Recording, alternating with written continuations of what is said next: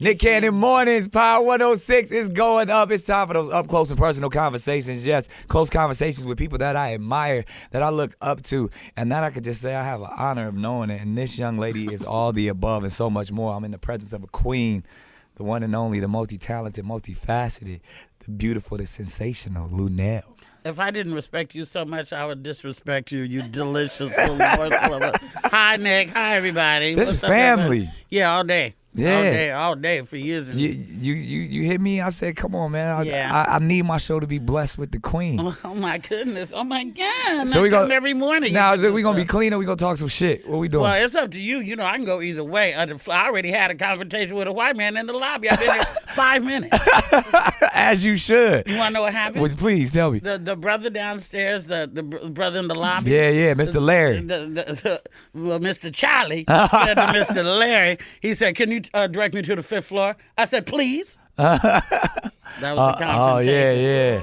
You didn't let him Don't disrespect talk to my Mr. black Larry. kid like that. Don't do that. I was at the airport a couple weeks ago, and there was this lovely Middle Eastern family. Mm-hmm. It was a father and the mother and 3 howling kids, bunch of luggage, and they had this black man. Older black man, like the age my father could be. Right. And he was doing the, schlepping the luggage and stuff. Right. And so they got, all packed up and they was ready to walk up. I said, hey, you're not going to tip the brother? And he said, we are not finished yet. And so I said, okay. And I watched them and they gathered more of their things to start. I said, are you finished now? He said, why don't you mind your own business? Is this your I said, a black man is my business. That's your Middle Eastern accent? Yes. So that's been my problem all my life, fighting for my men. As you should. Instead of letting my men fight their own fight. I jump up, I'm like a chihuahua, It's like a strong. What you say to him? It's a strong black queen is supposed to do. We got to defend the continent. Understood. But we got to give you your praise and your glory right now because you've been doing it for a while. And I've been standing for a minute for Luenell. I've been wanting people to really recognize your brilliance in the game of comedy, and now obviously even just taking it to other platforms as well. But I truly believe I can't wait for the Luenell TV show, the movie, something like that. Funny you should say that. Funny you should say that. Yeah, we're working diligently on all that because while this is what I preach all the time, while I have the popularity, yes, while I can't walk down the street, yeah, while I'm recognized in bathroom stalls by my voice or my nails or my hair, I still don't have the bag, the quote unquote. It's coming bag. though. I have the blessing, but I don't want to be, Betty White around this. I want to get it while I still got some gristle in my bag. Understood. You're definitely one of the most hilarious people in the game that I've ever been in the presence of, and you've been doing it for many moons. We're gonna talk a little comedy, but also the things that you got going on as we speak, from Dolomite to even bless. You always bless me and be a part of my projects. You and She-Ball. Anything you ask me to do, I do. You know that. I appreciate it. But let's talk real quick. Let's talk Dolomite for a second. I mean, working with the King, Eddie Murphy. Yes. How was that? His comeback film, as they say. And this was like a secretive type of project. At first, people didn't even believe that he was doing Dolomite. Like it was like just like they don't believe you're doing Dr. Sabi, but you are. Yeah. They will know. Facts. So, first of all, I've been in the game a long time. I knew Rudy Ray Moore. I worked with him personally like maybe 5 times. Yes. We were close. We would sit on the bed in his hotel room and talk after he called me Nell. Nell, do this. Go pull down my socks, Nell. Like that. And literally, you just wouldn't think, and this is no disrespect because I love him, but nobody was checking for Rudy. Right. Nobody was checking for Rudy anymore or anything he had done. Right. He was the underground little secret that us black people. That's like we knew and that we understood. You know, he was sort of like ours. Yeah. And when the rumor that a Rudy Ray Moore movie was being done, I was like, what? I think everybody's like, what? Who's doing a movie on Rudy? And then they said Eddie's gonna play. We're like, what? What? So, and then auditions came around, and I got to audition for Lady Reed. Oh, okay. The part that the wonderful Joy Randolph, I think it's Joy Randolph. She actually looks like a lot like her. Lady Reed. She embodied her. I wasn't quite heavy enough for that role, but She did an amazing job. I think the director, Craig Brewer, who also did Hustle and Flow and a bunch of other joints. Yeah. I think that he cast that correctly. Right. And the blessing is here's the as Kiki says, here's the gag. The gag is that he didn't. I auditioned like 6 times. We did a full-fledged like screen test, like what people used to do back in the day. Where I didn't get the role. Right. But he could have been like, "Thank you, I really appreciate you." But he gave me another role, which dope. Was more even more endearing, playing his aunt, and so that was. Great because actually nobody in the scene but Eddie and I. Oh, that's awesome. Right.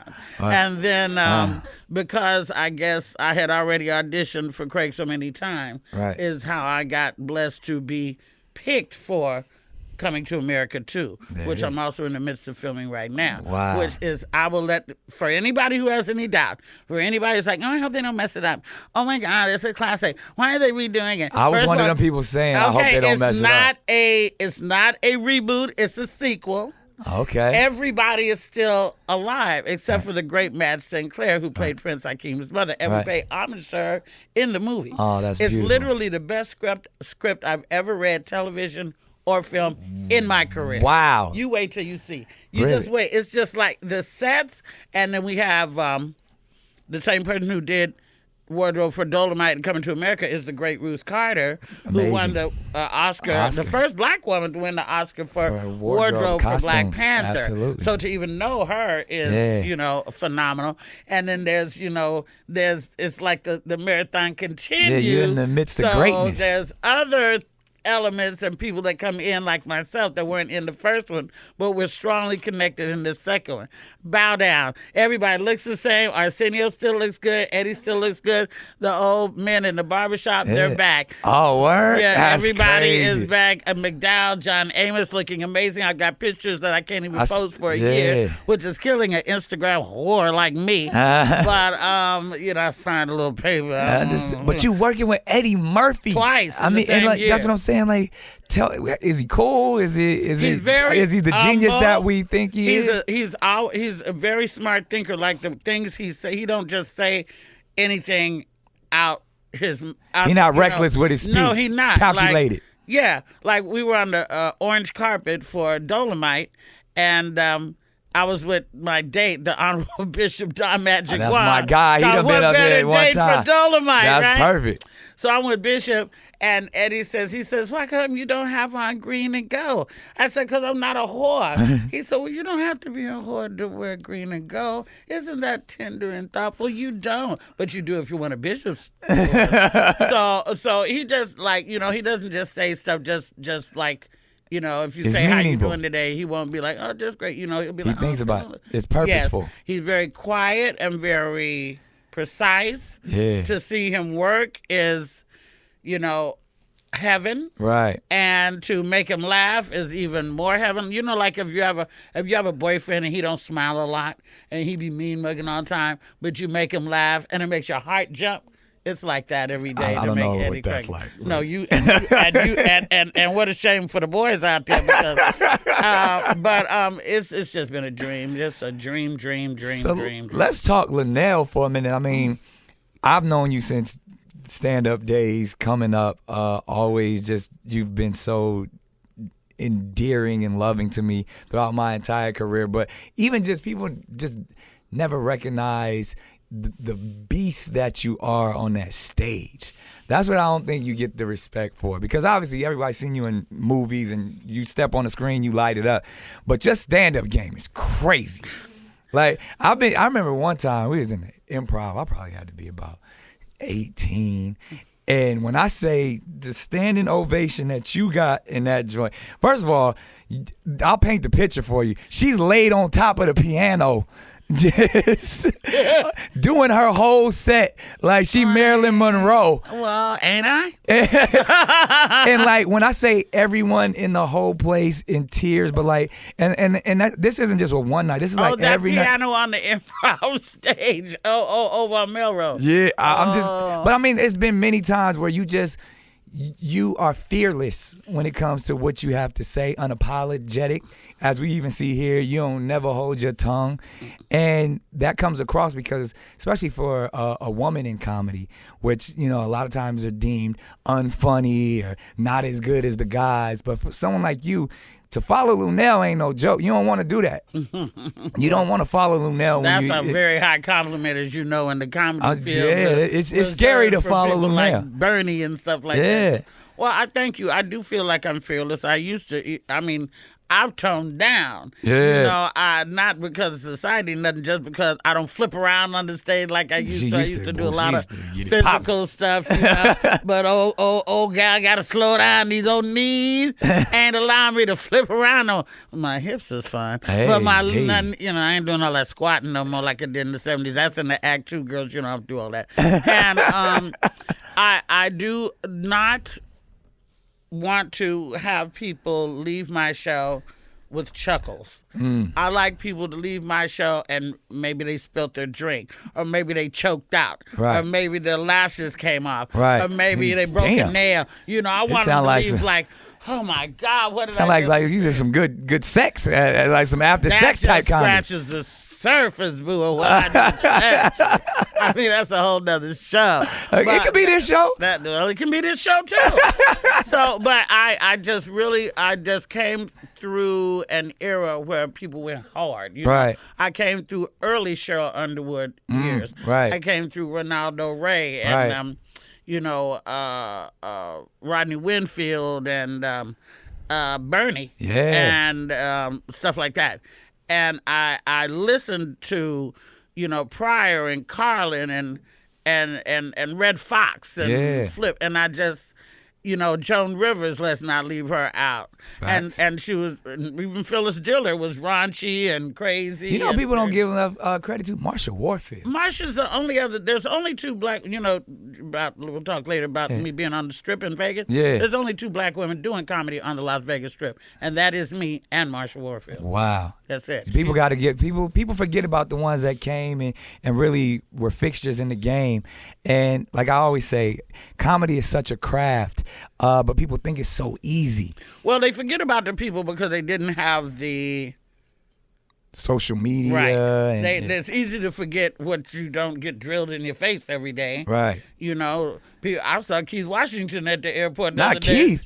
People probably don't forget about Keith. But I'm like, that's just, it's a different era, and you can use it to your advantage or you can use it to your detriment. Right. And I'm very grateful for the, fans that I have on social media to keep, and all the things that I've done that are now easily accessible to see. Yeah. But as far as stand-up goes, if anybody asks me what my first love is, it is stand-up. Right. Then theater, then television, then movies. Wow. In that order. Because, look at Coming to America.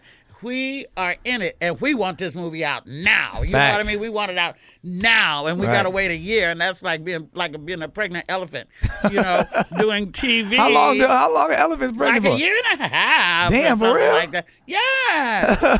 My God, I couldn't imagine. Walking around pregnant? No way. And speaking of, I don't want to cut you off, but I always got to say you're an amazing mother. Oh, my God. I've watched you raise your daughter into such a fine and amazing young lady, and you're so proud of her, and she's doing her thing. Yeah, she ain't shit though. She no, I love her very Bill. No, I love her very much, and I'm very proud of her. Yeah, my daughter ain't shit. No. Here's what it is. She is a millennial. Yeah. So she is. I watched her the grow one up. thing about my daughter is driven. Yes. My daughter has known what she wanted to do since she was like 4 years old, and she's a professional dancer now, choreographer, and she danced with. Yeah, not the pole kind. No. Well, not that I know of. She did come up with some Christmas money last year that I was a little suspect about. But hey, her mama know. She also danced her way into Coming to America as well. Oh, word? So my daughter's in Coming to America dancing. I can't even say. I was about to say, do we get some of that African all that. I cannot wait for this movie. I have pictures. I'll show you after you. Because we can't show them. Right, I can't post them, but I can show them. Right. And she, started off being a praise dancer at church. So saying that to say that she's not sitting at home like my mom's on TV and her father was a comedian before I even started back in the Bay Area, and he toured with Bernie and stuff. So my daughter's not like, I gotta find myself. Blah, blah, blah. She knows what she want to do, and she's doing it. Yeah. Having said that, the little mouth can get a little slick sometimes. Still? But she grown now. No, she not grown because she ain't paying all them bills. When you pay them bills, then you are grown. That's the way I was raised. My parents didn't think I was about it until I started paying my own way. Every time I had to say, can I borrow $300, $500? Nah, you be shit about that career. But when you get grown, you're like, you want to go out to dinner? Like, my baby. Look at my baby. So, she got to get finance. It's very difficult in her thing to get financially where she's at. But my daughter still goes to church. Not with a friend, not with me, by herself. Oh, that's so beautiful. For that, I'm very proud because there's not a little bunch of millennials that's running to. I'm not talking about Kanye Field of Dreams. I'm talking about. Yeah, you don't feel you ain't with the Jesus is King. Come on, Luenell, you ain't. Bye. You ain't go down to the forum. If I'm gonna follow somebody, I'll follow that pastor I seen on Instagram before I'm following the one that was eating the coochie. Yes. Was he doing? Was he doing a good job? For an old motherfucker. I'm sorry. I said he was. No, you said because I felt like he was a little lazy. I mean, he old. He a little strokish when he's like. He had to lay down and take his breath a little bit. But I was like that. You got to put your whole face in it. He was licking the booty and stuff. So but it was like from the side. But we're talking about a sanctified man. So the sinners put their whole face in it. Yeah. Put your weight on it. If I'm going to follow somebody, I'm going to follow that. I'm not going to follow Yeezy. But, I mean, give him out tennis shoes. I might go mess with him and give him out some Yeezys. So Absolutely. I can give him to one of my little side pieces, I don't wear no Yeezys. No, so moving forward, what's next for Luenell? What can we expect from Luenell? Because I know you got so many big things popping. Well, basically, I'm just trying to stay alive, because people are dropping like flies, even young people, And another thing, Luenell, like I said, she's so loving, so nurturing. Even times when I've been in the hospital, one of the few people to come visit me and bring me some food. What kind of food did I bring you, Nick? I mean, you brought me some. I brought you what? Some soul. I brought you gumbo. Yeah. I brought you greens. Yeah. I brought you Christmas dinner. I brought you. Because I was in the hospital during Christmas one year. I brought him Christmas dinner to the hospital and made him eat some. I don't know what he did with the rest of the staff. Probably killed it. But it was delicious. Yeah, he really enjoyed it. Seemed like I just know that. But yeah, people's health and wellness is real these days. Yeah, I gotta try to stay alive. Please. Thank you. Will you speak at mine if something go down? Of course, but that ain't gonna happen. Will you speak at mine? No, I won't be able to speak. Yeah. I'll be in a heap on the floor. Oh. I'll be the one trying to tip the casket. Please be cremate.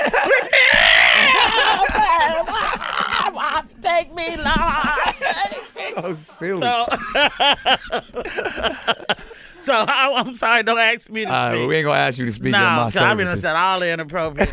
Never did fuck that boy. God damn. I know your mom and them, and I don't want to be disrespectful. But I'm trying to stay alive. I'm trying to stay up and positive because on the highest frequency. I got in a very dark place when Nip got murdered. Right. 2 blocks from where I live. We all did. I have to drive past that crime scene every day. Yes. Very difficult. It's a news story that has faded for people up in the valley. Not in our lives. For people in South Central and for the woke ones, you live with it every day. Absolutely. So there was that. Then after that, my publicist died. Then after that, Singleton died. Then after that, some other shit happened. And I just really stayed in the bed for like 2 weeks. I was like, I can't deal. Yeah. But I'm trying to stay in the wake of all that. With me still being down there, I sort of feel like I used to try to hide and not let people see me try to run to the store real quick. But now I sort of want them Embrace to see me, it. to let them know that I'm there's here. still somebody here. I'm in the community. Who's riding for y'all, whether you're a Crip or a Blood, Pyru or whatever. I don't have nothing to do with none of that. Right. But I know that I can make all of those gang members laugh. Yeah. I can make all of their parents laugh talk. and their grandparents laugh and their kids too, because I go from Hotel Transylvania all the way to the very famous NAACP award nominated. I got to hook up too. There it is.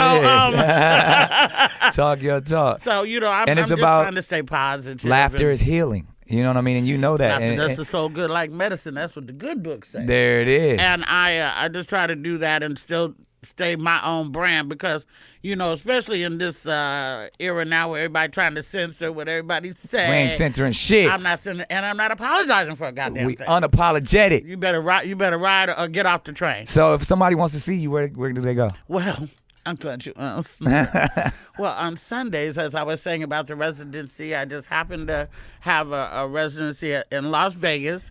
I've been there for months. I'll be there through the holidays, so January 5th. Congratulations. At the Jimmy Kimmel Comedy Club, awesome. Which is very, very white. And they love But the white folks love you. White folks love me. Okay, white folks love me. The Mexicans, I can't keep them off me. Yeah, and you love them Mexicans. I love the Mexicans. I done seen your and then, Persian, hey, I ain't got no type. Hey, Richmond is the only thing. Richmond don't know. The Richmond, I've never had a man with money in my life. You're the only man who's ever took me on the shopping spree. You have told this story. And the Gucci's that I have, I owe to you. And Wendell James, he gave me one pair. Yeah, I got you. Yeah, you gave me those Gucci's. It's my queen like, right I'm telling you how naive I am about fancy shit. I thought this shit was fake, right?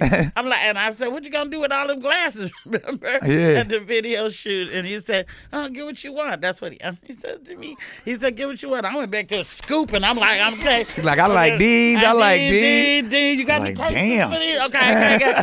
And then I got home and I was like, "These is real Gucci glasses, bitch!" What? And when you told me when we did that other video and we was in the store like the shoe store. Yeah. And he said, "Okay, everybody just get what you want or whatever." And people would get a little hat and somebody got a t-shirt. I had so many boxes I had to come back the next day and get the rest of my shit. I'm like, you deserve it. He said, "Get what I want, I'm getting what the fuck." And whenever you want to go on a shopping spree, I got you. Just let me know. Oh my God, it's almost Christmas. I got It's you. beginning to look a lot like Christmas. So I'm there every Sunday. Yes. I'll be actually on Jimmy Kimmel on Monday night. Congratulations. And it'll be the first time that we met. We've not met before. Really? Hold on to your gonna hat, ask Jimmy Kimmel. You gonna ask him about the blackface stuff? I'm not. I'm not, because then I would have to ask everybody. Facts. Then my life would be made up of asking people about blackface. All them bastards in college and all that stuff. So, I'm going to leave that. We going to leave that alone. Just go tell them. I mean, hell, if I was going to do that, I wouldn't be wearing the Gucci's. If I was still, That's the true. whole shit. I protested for 30 goddamn days. This 30 days. It's a 30-day 30 limit. day, I wouldn't have been good in the civil rights movement because I'm like, look, bitch, I done walked for 30 days. I'm this fucking bus. So I'm in Vegas every Sunday. I also, for my folks in the Bay Area, do they listen to the Bay Area? Yeah, this goes everywhere. For anybody in the Bay Area, I'll be at the Paramount Theater on November the famous 3rd. Paramount. The famous Paramount Theater that I was raised in Oakland, Shout out to the town biz. Yeah, town and business. I haven't been on the stage at the Paramount in 20 years. Wow, I think I was been 20. When's the last time I was on? I did last time, because I was in the Bay Area Black Comedy Festival. Yeah. Yeah, it was in the 90s. Right. I was the youngest to ever be in it. Yes, after Chris Tucker. Yes, you were. Yeah. Yes, you were. Nah, yes, so that's shouts out to the Paramount, shouts out to the Bay. And I'll be there November 30th with D.L. Hughley. Nice. I'm on tour. You can check out my tour dates at HeyLuenell.com. Yeah. And what else, Bill? What else I'm doing? Movies and television. We love little light porn, light porn. Hey, ain't nothing wrong with that. And I also have a late night mentorship program for young gentlemen the ages of 25 and 49. There it is. That you can always sign up for. I usually do a meet and greet after my show. I have applications on the table. Auditions are held upstairs. And the perks are amazing. I love it. I love it. Basically, that's it. And whatever else we decide to concoct. Now, because we're going to make some things pop off. Oh my God, I want to be famous enough to be on the Masked Damn Singer. Hey, you should definitely pull up. Hey, we need you on there. Be on the Masked Singer. I'll be a judge. Why don't you get a hood ass judge like me? Everybody would love that shit. They would. We got Luenell in the building. It's an up close and personal conversation, but I can't let it go without the firing squad questions. Oh my God. First of all, follow me on Instagram at LUENELL in case one of these questions is a questionable answer, or if you want to go online and audition for my mentorship program. Okay, go. I'm ready. This easy. You got this all day. We always started off, Luenell, would she rather be loved or feared? Feared. Wow. That's real. That's real. That's coming from a black queen right there. I'm going to be loved. It's innate. It's innate. Yeah. But I do want to be feared. I want to be one of them bosses like in The Devil Wears Prada. When she walks in and everybody goes, she's fucking here. I want that. There it is. And speaking of fears, what's your greatest fear? Losing my daughter. And I know that bond is real right there. Yeah. We gonna lighten it up. Favorite movie? Coolie High. Really? Claudine. Wow. Oh, okay. Them classics. Look those up. Those up. Sorry. Best piece of advice you've ever received? Shut the fuck up and listen. That's the best advice I ever got. And to be nice. Because when I first came from Oakland, I was a raw, bar-brawling, bitch-slapping, didn't give a fuck. And Laura Hayes told me, she said, Luenell. Shouts out to Laura Hayes. Yeah, Laura Hayes, also from the town. Laura Hayes told me, she said, Luenell, you sort of need to be liked. You need to be nice. And I was like, I don't give a fuck. No, don't nobody like me. I'm still the baddest bitch in the room. But that's not true. That's not true. You need to be not necessarily nice, but you need to be likable. People want to see your name on the call sheet and go, I want to work that day. Yeah. Oh, my God, she's coming. I can't wait to see her. Don't be the dick that everybody's like, not this bitch again. Right. You don't want to be that. Fact. So being liked and being able to know when to, because us women, we have a tendency, even in relationships, I always want to correct a motherfucker. Like, that ain't how it happened. But you look at the older couples, right? And the man will tell a story. He's telling it all wrong. Right. And the wife is sitting there just going, Then he get up and go to the bathroom. She be like, that ain't what happened. Right. But you ain't got to put him on blast all the time. So you don't, I try to shut the fuck up. That's some good advice. Now, worst piece of advice you've ever received? We don't need condom. Now she's 23 years old. Worst piece of advice. But it's a blessing. Hilarious. It's bad advice, ladies. Worst job you've ever had? Oh, I used to be a Kelly girl. A Kelly girl? Yeah, Tim. You know what Kelly girl? It was an R. Kelly girl. Oh, no, hell no. I'd have the bag by now. No, a Kelly girl used to be a temp service. Oh. And I had a job where all I had to do was staple these papers together. Now I'm a college, college graduate. All I had to do was staple these papers together, staple these together, staple these together, staple these papers together, keep staple this together, staple this. So I'm like, I said, if you have anything else for me to do, I'd be glad to do it. I'm very capable, very talented. They said, no, that's all we need you to do. I said, okay. And I went to lunch, and the bitches are still waiting for me to come back. What else? Favorite cuss word? Fuck. Really? Yeah. You said that quick. I don't give a fuck. Fuck you. Fuck all this bullshit. Fuck. It's my favorite fucking word. All right, you're on an island. Stranded. You can only take 3 items. What you taking? My lashes. All right. My daughter. Awesome. And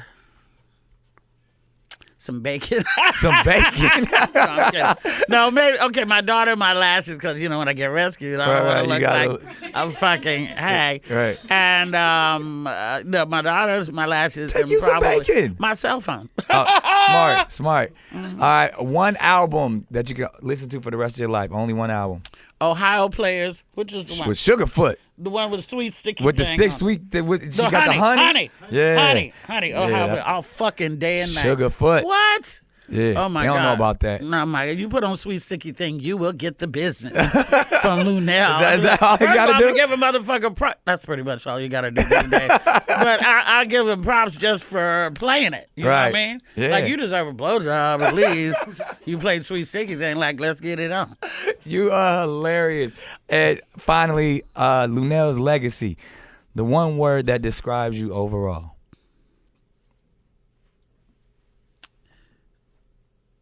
Just real. Real. There it is. Yeah. I would agree with that. Here lies a real one. A real one. You know? My real one, and this has been a real conversation up close and personal with the one and only Luenell. Thank you so much. Much continued success. Thank you for having that angle up so a bitch don't have a double chin wherever this shit just gonna be. We love you. There it is. Thank Nick you, Cannon baby. Morning. Thanks all you guys.